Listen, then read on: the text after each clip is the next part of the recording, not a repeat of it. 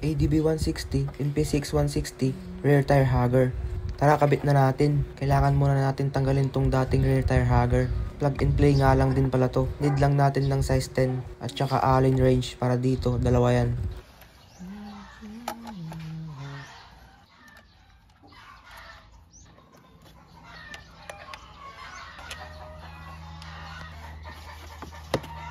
Dali lang din pala tanggalin tong dati mga boss. Silain lang natin.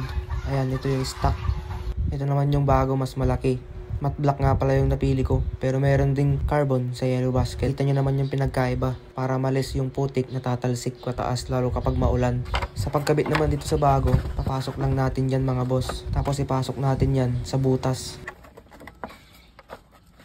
Ayan, nakabit na. Lalagay na lang yung mga bolts.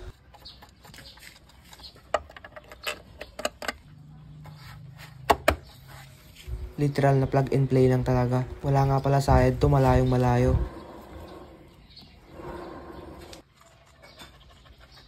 Kung kailangan mo din ng rear tire hugger para sa ADB at P6 mo, click mo yung yellow basket. Ito magandang quality.